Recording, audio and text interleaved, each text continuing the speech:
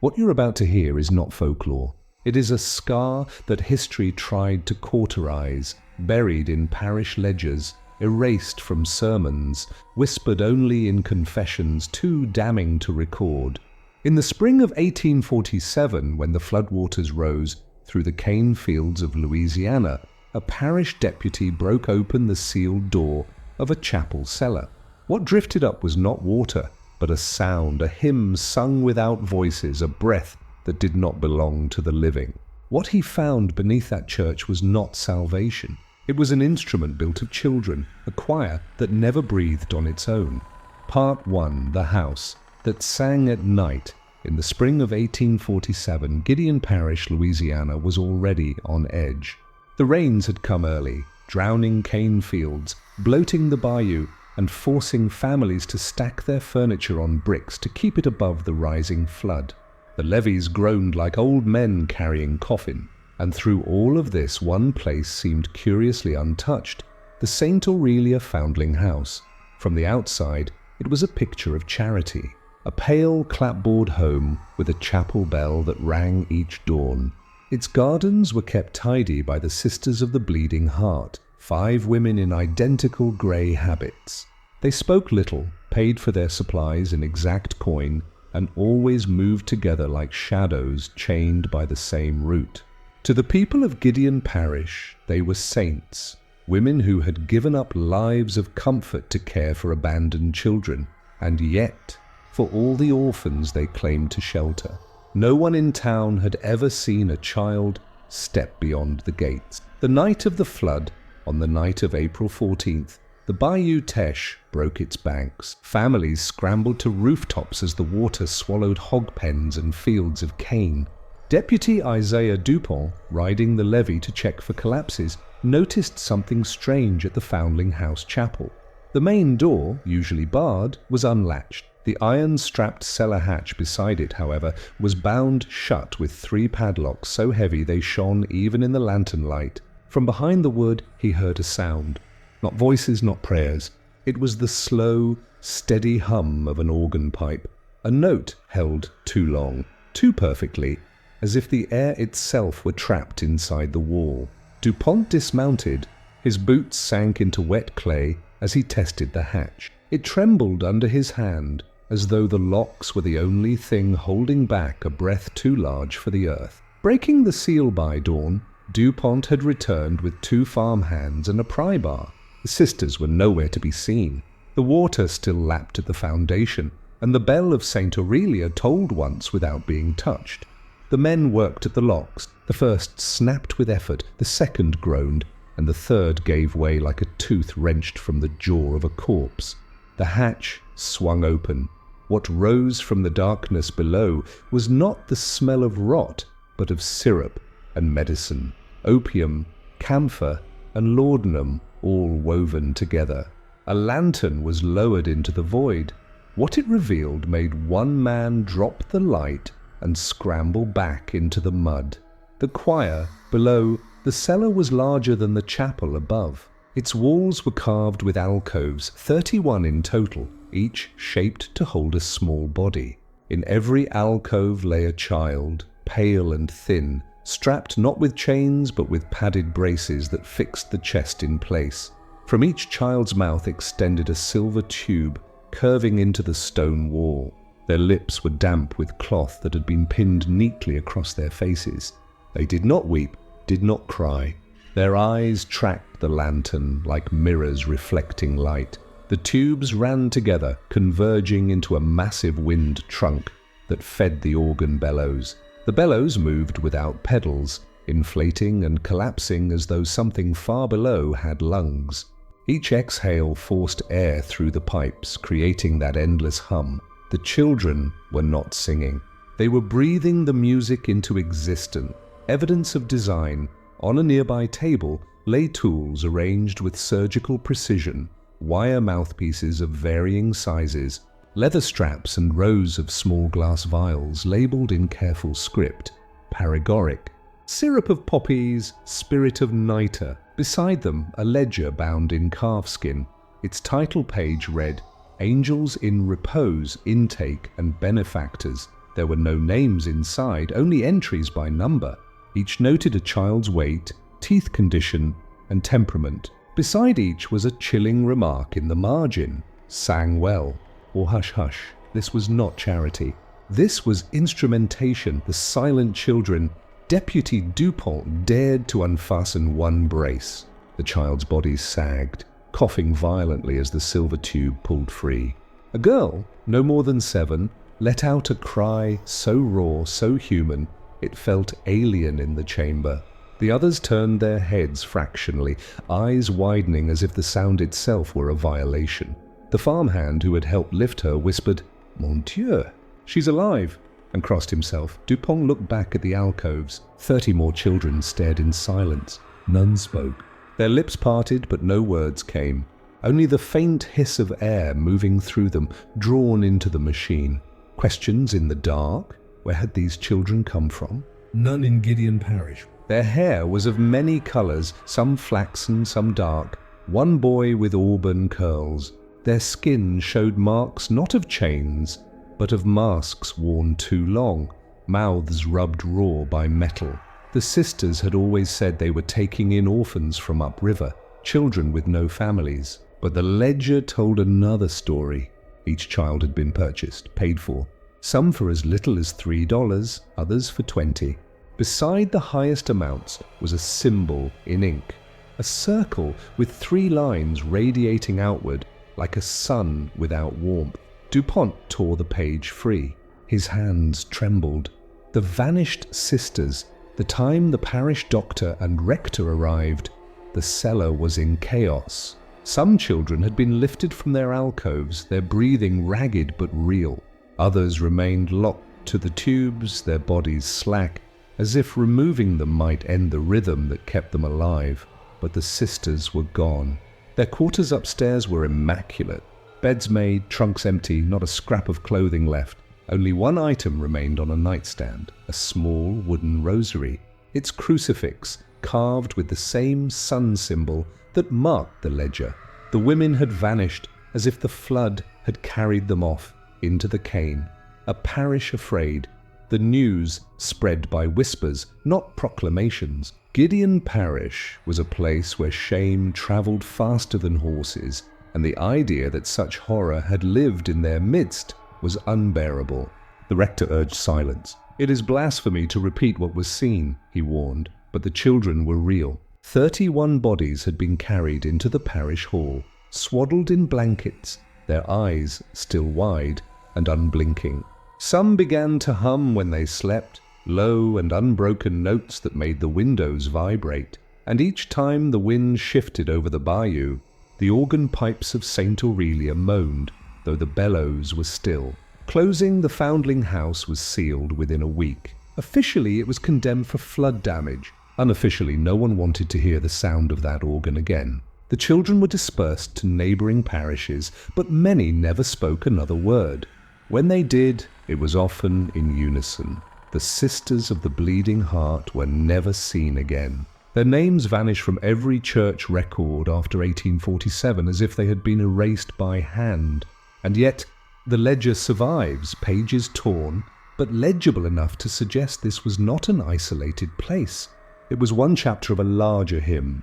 Part 2, The Ledger of Benefactors. The ledger found in the cellar of St. Aurelia's was unlike anything the parish had ever seen. 31 entries on the first section, each written in elegant, deliberate script. No names of children, only their weights, their dental condition, and their tonal capacity. But the most chilling column was the last one, benefactor. Next to each child's description was a mark, sometimes a set of initials, sometimes a symbol. One was a triangle bisected by a line, another resembled a serpent eating its tail. But most common of all was the circle with 3 radiating lines, the same symbol carved into the rosary left on the nightstand upstairs. Deputy Isaiah Dupont could not read Latin, but he knew enough of ledgers to recognize patterns, payments, deliveries, scheduled notations like a farm account, except the livestock here were children, survivors who would not speak. The The 31 children pulled from the alcoves were taken to the parish hall. Blankets, bowls of broth, careful hand. Yet even when freed, they would not speak. Some lay still for days, eyes open. Others sat upright at night and hummed low notes until the lanterns rattled on their hooks. The doctor noted that their throats bore grooves, not from rope or iron, but from fitted mouthpieces. Several had lesions at the corners of their lips, scars of enforced silence and song. One boy, perhaps 8, clutched at his face whenever someone removed the damp muslin from his mouth. He had been trained, conditioned, to believe he could not exist without it, the townspeople whispered. Were these even children anymore? Or were they instruments now shaped and tuned for someone else's purpose? A visit from Baton Rouge within a week. Word reached Baton Rouge. Sheriff Alphonse Reynaud, a man known for both his stubborn faith and his reputation for discretion, arrived with 2 marshals. He ordered the parish to surrender the ledger.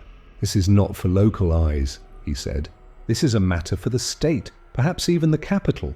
But Dupont had already copied several pages, sketching the symbols and initials by lamplight. He wasn't sure why, only that every instinct told him the truth would be buried as surely as the cellar itself.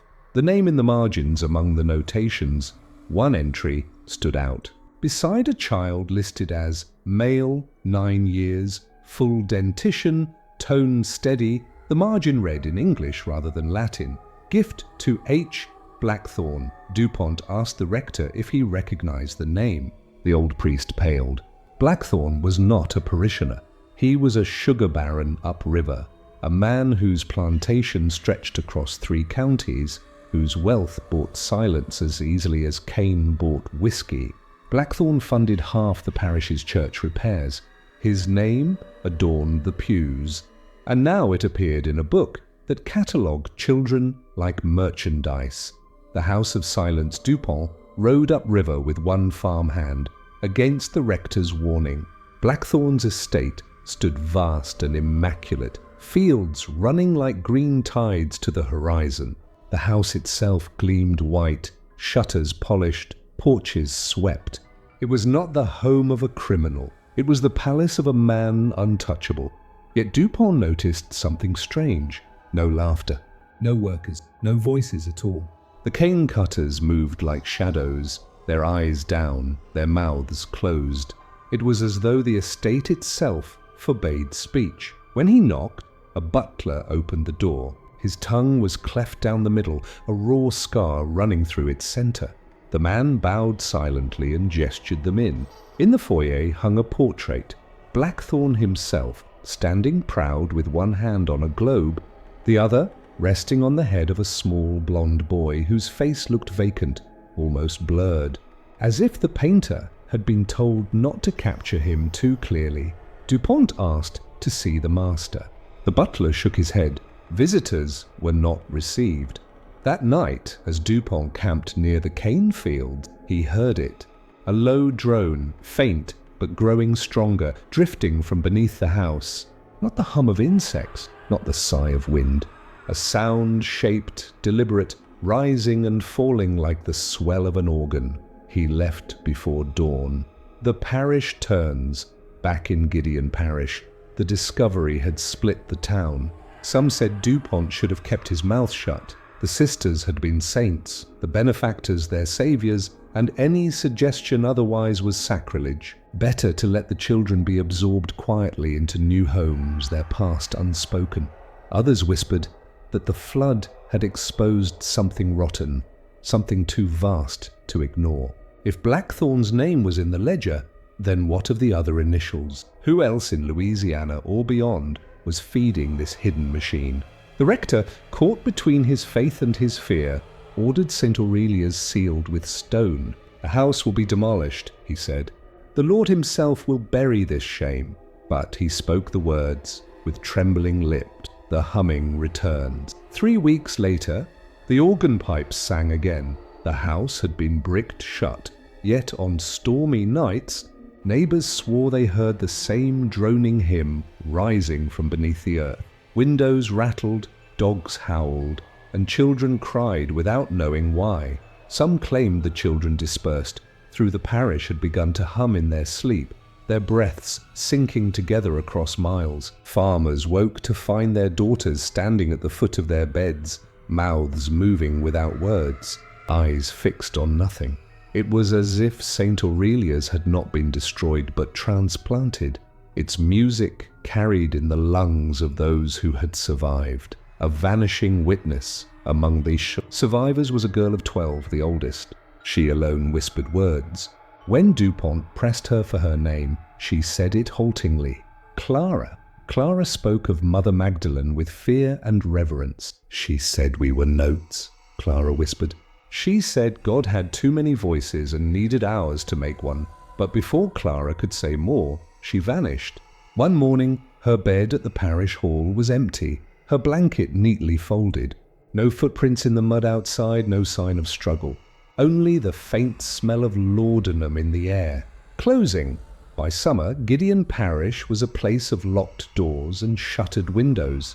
The foundling house was rubble, yet its memory hummed like a wound that would not heal. The ledger was gone, claimed by officials who swore it would be handled. The children were scattered, but their silence remained. And Deputy Isaiah Dupont, once a practical man, now kept his lantern lit all night, for he swore that in the dark he could hear the sound of 31 lungs still breathing together. Part 3. The Network of Silence. When Clara vanished from the parish hall, Gideon Parish split clean in two. Half believed she had run away into the cane fields, broken by what she had endured. The other half whispered that she had been taken back, that the same hands who vanished the Sisters of the Bleeding Heart had returned to reclaim their most dangerous witness, Deputy Isaiah. Dupont leaned toward the latter. He had smelled the laudanum in her bedclothes, the sharp, medicinal tang that had no business lingering in a hall guarded by men who carried only lanterns and rifles. Clara had been dosed, then carried away by someone who knew exactly what they were doing, and she had been the only one willing to speak. The torn pages, before the state marshals carried the ledger to Baton Rouge, Dupont had copied what he could, but the book itself had contained more. Parish clerk Etienne Marchand, who had glimpsed its later pages, whispered of entire shipments, entries noting dozens of children at once marked with codes like Aurelia Delta or Choir 7. This was no small parish secret. Saint Aurelia had been one mouth in a choir far larger. One fragment remained, a page Dupont had ripped hastily from the ledger's back.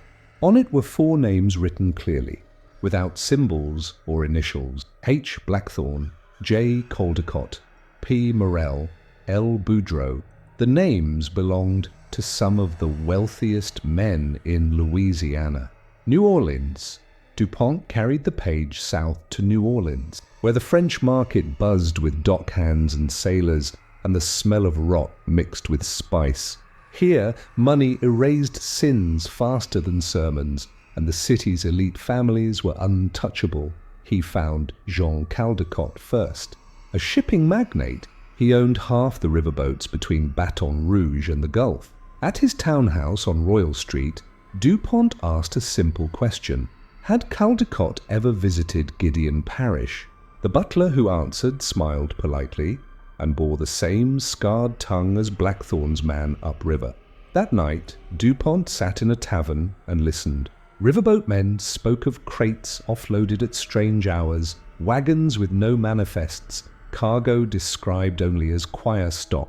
One swore he had once heard faint cries from a locked crate. Another said Caldecott's crews were instructed to hum as they worked, low droning tones that kept the cargo calm. The silence of survivors. Back in Gideon Parish, the rescued children were not recovering. Doctors reported their lungs were unusually strong, capable of sustaining tones for impossible lengths, yet their minds seemed hollowed out, language slow to return if it came at all. 2 boys were found one morning, standing at the chapel ruins, humming in perfect unison with each other, and with no sound audible to anyone else. Their pitch never wavered, One girl clawed at her chest at night, as though she could not feel herself breathe unless air was being pulled from her by a tube. It was as if the foundling house had rewritten their bodies, teaching them to live not for themselves, but for the instrument. Witness in Charleston news of the scandal travelled slowly, choked by officials eager to keep the story quiet. But by autumn of 1847, a letter arrived in DuPont's hands, smuggled by a riverboat pilot. It was written by a physician in Charleston, South Carolina. The doctor claimed he had once treated a child purchased by Pierre Morel, a wealthy rice planter whose name appeared on DuPont's torn page. The child, barely 10, bore scars around the mouth identical to those DuPont had seen in Gideon. The girl had no voice, the doctor wrote, only a hum. When I placed a stethoscope to her chest, the sound was not the rhythm of breath but the drone of an organ pipe. The doctor had been threatened when he asked too many questions. He fled Charleston. He was now warning DuPont that the Louisiana discovery was part of a system that stretched across states. The disappearance of evidence by winter, every trace of the St. Aurelia case was being scrubbed. The state announced that the sisters had perished in the flood. The official report described the rescued children as mute. Orphans with hysteria, denying any machinery. Or ledger had been found. The cellar itself was collapsed, filled with stone and lime under the supervision of a contractor connected to Blackthorn's estate. DuPont was furious. He travelled again to Baton Rouge, demanding to see the ledger. Officials told him no such book existed. When he pressed, they threatened him with charges of blasphemy for spreading tales against the church. The truth had been swallowed whole. A pattern emerges, but DuPont was stubborn. He began tracing parish records across Louisiana. In Ascension Parish, he found a report of a traveling midwife in 1839 who had claimed infants were being purchased for the choir. She vanished a week later. In St. Landry Parish, a farmer reported hearing children's voices at night from beneath the floor of an abandoned sugar mill. The report was dismissed as drunkenness. Everywhere he looked, DuPont saw the same signs: vanished children, mute survivors, structures with sealed cellars and unexplained hums. St. Aurelia had not been unique. It had been one chapter in a manuscript written across the South, a shadow. Followed by early 1848, DuPont knew he was being watched. At night, outside his cabin, he heard low humming, though no one stood at his door. Once returning home, he found a scrap of paper pinned to his wall with a knife. On it, the sun symbol with 3 rays. Beneath, a single line, "Stop pulling at the hymn," but DuPont could not stop. The vanishing of Clara revisited. Months after Clara had disappeared, DuPont received word from a trader in Natchez. A girl matching her description had been seen in the company of men connected to Lucien Boudreau, a French-born banker who ran one of the largest cotton financing houses in New Orleans. The trader swore the girl did not speak, only hummed, but that she had the look of someone who wanted desperately to be recognized. She was led into a carriage and never seen again. DuPont realized the truth. Clara had not been taken to be silent. She had been taken because she was valuable, trained, conditioned, perfected for a benefactor's use. Closing by the spring of 1848, Gideon Parish was quiet again, but it was the kind of silence that carried weight. Families still whispered of the foundling house, though none dared speak its name aloud. The children had been dispersed, the ledger erased, and the sisters written off as martyrs to the flood. But DuPont knew better. He had seen the names, followed the trails, smelled the laudanum where it did not belong. And he knew this was no parish cry. It was a network, a choir stretching across states, its benefactors rich, its voices stolen, its songs still rising in places the law refused to look. Part 4, The Chamber. Beneath the river by 1849, Deputy Isaiah DuPont was no longer welcome in Baton Rouge. He had pressed too hard, asked too many questions about the missing ledger and the names written inside it. His superiors warned him to return to parish matters. But Gideon Parish had changed him. He could not unhear the hum that still rose from St. Aurelia's rubble on stormy nights. The names he had copied, Blackthorne, Caldecott, Morel, Boudreau, were men no local sheriff would ever dare touch. Yet Dupont had grown certain. The Foundling House had been one instrument in a much larger orchestra. The letter from St. Louis. One winter morning, Dupont received a letter smuggled by a riverboat pilot. The seal was broken, the handwriting frantic. It came from Dr. Elias Crane, a physician in St. Louis who had once studied at the Medical College of Charleston. Doc Crane confessed that during his training he had witnessed demonstrations on mute children brought in under the guise of patients from benevolent Institutions, their throats bore scars. Their lungs seemed unnaturally strong, and their eyes carried the same hollow vacancy Dupont had seen in Gideon. But the most disturbing detail was this. Crane had heard his professors refer to the children not as patients, but as choristers. He warned Dupont, "The choir is not a parish matter. It is a society, and it is growing." Rumors of the river that spring. Bargemen on the Mississippi whispered of strange nights south of Natchez. They spoke of barges anchored mid-river with lanterns veiled in red cloth. From the banks one could hear low tones, not human voices, but something like the resonance of a cathedral organ hidden beneath water. When Dupont pressed for details, one bargeman swore he had seen figures, children, Pale and unmoving, carried aboard in crates. The crates bore the same symbol Dupont had copied, a circle with 3 rays. The rumor was clear. The choir had moved to the river itself. The asylum visit? Desperate, Dupont rode to New Orleans. There, he bribed a clerk at the charity hospital to let him see records marked anonymous juveniles. What he found sickened him. Dozens of children had been admitted over the past decade.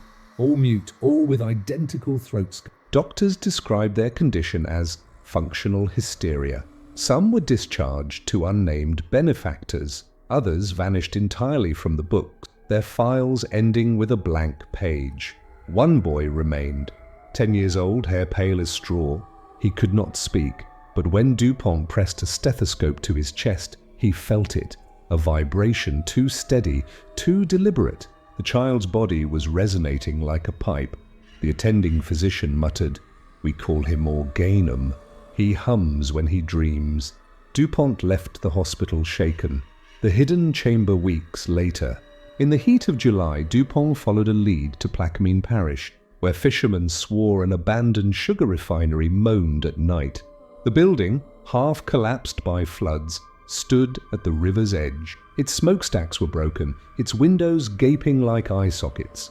Inside, Dupont found the remnants of machinery, but beneath the floorboards, a narrow staircase descended into darkness. Lantern in hand, he followed it down. What he discovered mirrored St. Aurelia's, but on a grander scale. Rows of alcoves lined the walls, 40 at least, each fitted with braces and silver tubes. But these tubes did not run to an organ. They disappeared into the floor, down into the river itself. The Mississippi's current was being pulled through the children's lungs. Their breath fused with the water's movement to create sound that trembled up through the building. The chamber was empty now, abandoned. But on the walls, Dupont found scratches, tiny fingernail marks in stone, and in one corner, a rosary identical to the one found in Gideon, carved with the sun and rays sigil. The Foundling House had been only a prototype. This refinery was a cathedral. The benefactor's creed. Among the debris, Dupont discovered a sheaf of papers sealed in wax. The script was neat, ceremonial. Across the top, Canticle of the Benefactors. It was not a prayer. It was a manifesto. We are stewards of the hymn eternal. Flesh is breath. Breath is tone. Tone is power. To master tone is to master time. The world shall be tuned, and we the tuners. Each line grew more chilling. The benefactors spoke of children as pipes uncut, of silence as waste. They described their work not as cruelty but as progress, building a choir that would outlast kingdoms. Dupont read until his lantern sputtered. His hands shook as he realized This was no cult of one parish. This was a network of elites convinced they were shaping history with sound stolen from lungs. The men in the dark. He barely escaped that refinery alive. As he climbed back into the main hall, DuPont heard boots behind him. Two men dressed in black coats despite the heat, lanterns hooded, pistols drawn. One said, "You've heard too much of the hymn." DuPont fired first. His bullet struck stone. In the chaos, he overturned his lantern, igniting sugar dust that burst into flame. The men fled as the refinery caught fire, timbers groaning, smoke rising like incense. DuPont staggered into the cane fields, the sky behind him red. He had destroyed the chamber, but he knew it was only one of many. The price of pursuit. When he returned to Gideon Parish, DuPont found his cabin ransacked. On his table lay a single scrap of parchment. The choir has no need of conductor, only instrument. Join or be silenced. That night he dreamed of the children. Not of their eyes or their scars, but of their humming, spreading through the walls of his skull until even his heartbeat matched their tone. Closing. By the end of 1849, DuPont was a haunted man. He had glimpsed the network's creed, stood in a chamber where children's lungs had been turned into pipes for a river's hymn, and barely escaped with his life. The state ignored him. The church silenced him. The benefactors shadowed him. But he knew one truth. Gideon Parish had not been the beginning, and Plaquemine was not the end. The choir was moving, expanding, tuning the world note by note. And somewhere in the south, children were still breathing songs not their own. Part 5. The Last Hymn. By 1850, Deputy Isaiah DuPont was no longer a deputy. The parish stripped him of his badge after he refused to stop speaking about the Foundling House, the ledger, and the refinery chamber beneath the river. "You are chasing phantoms," the parish judge told him. "People need peace, not your stories." But DuPont could not stop. He carried the canticle of the benefactors folded in his coat, its words burning his conscience. He knew the network was not a myth. It was a machine, and it was still running. The children who hummed. The 31 children rescued from St. Aurelia had been scattered across Louisiana, some placed with families, others in hospitals, a few in church-run homes upriver. But wherever they went, stories followed.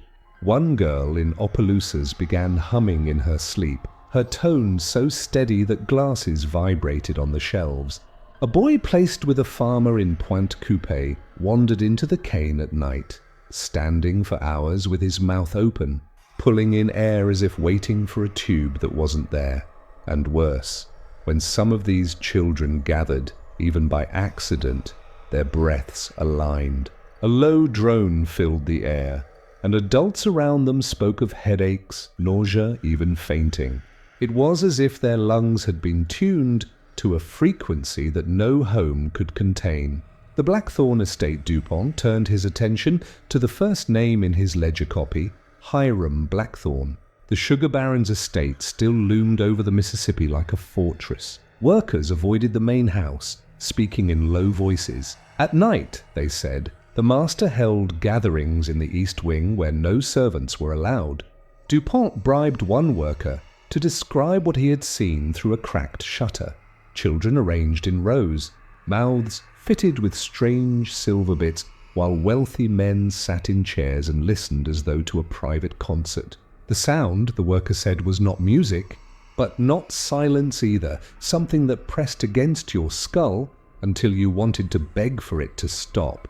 The carriage in the fog one evening. Near the levee road, DuPont saw a carriage roll by. Its curtains were drawn, its wheels caked in mud. But from within came a sound that froze him, a child's hum, rising and falling in patterns as if marking time. He followed on horseback until the carriage turned through Blackthorn's gates. Guards waved it in. The humming never faltered. DuPont knew he would not get another chance. The secret chamber. That night he scaled the estate's wall and slipped into the east wing. The house smelled of tobacco, polished wood, and something acrid, ether, laudanum, chemicals meant to sedate and preserve. He found the chamber. It was no chapel, no refinery. This was a salon built like a theatre. Rich carpets, velvet drapes, gilded chairs. And at the front, not a stage, but a dais holding 6 children, their mouths fitted with silver tubes that ran into polished brass instruments. Behind them, bellows pumped not by foot, but by gears and weights. The machine forced their lungs to breathe in perfect rhythm, creating a drone that shook the chandelier. In the seats sat men in silk waistcoats. Hiram Blackthorne among them, his face serene, his eyes half closed as if listening to heaven itself. Dupont raised his pistol. The confrontation. "Stop this!" he shouted, his voice barely audible above the drone. The men turned. Blackthorne did not. He opened his eyes slowly like a man waking from prayer. "You misunderstand, Isaiah," he said calmly. This is not cruelty. This is preservation.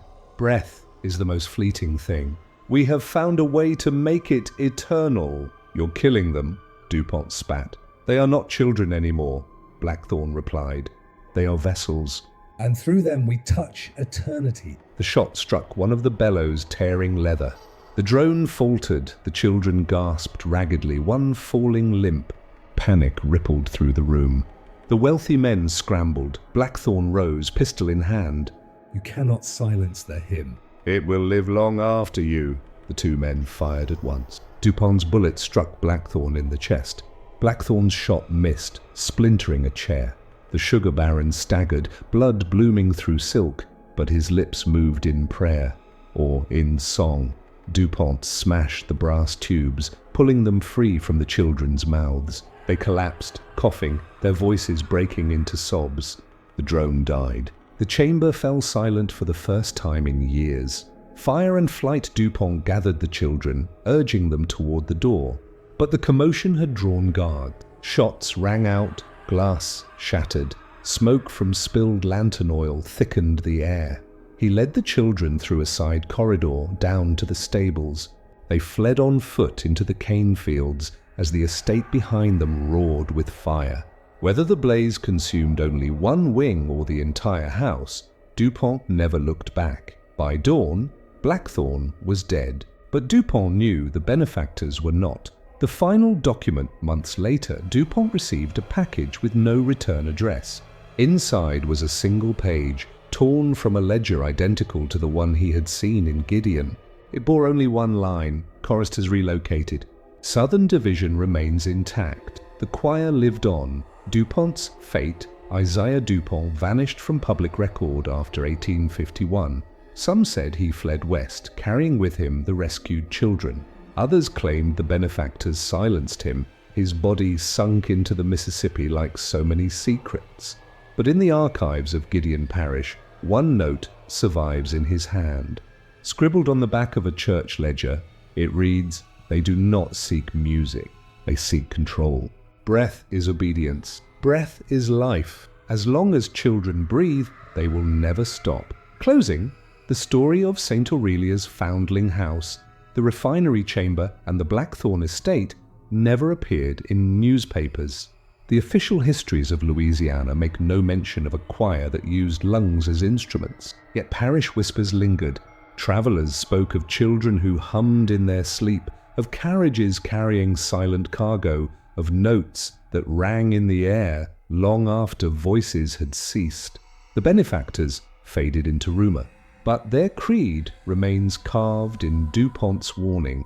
Breath is power, and if you listen on stormy nights by the Mississippi, some say you can still hear it, the drone of a hymn too low to be human, too steady to be natural, rising from the ground itself. A hymn that was never silenced. What you've just heard is not a ghost story. It is a record of how cruelty can hide in plain sight, dressed as charity, sanctified by wealth, and preserved by silence. The foundling house may have burned, the refinery may have collapsed, and Blackthorne may have fallen, but the hymn they built never truly ended. Breath is life, and life can be stolen. If you listen closely, in the hush between storms you may still hear it, a low hum, steady and unnatural, a reminder that some songs are not meant for heaven. But for control,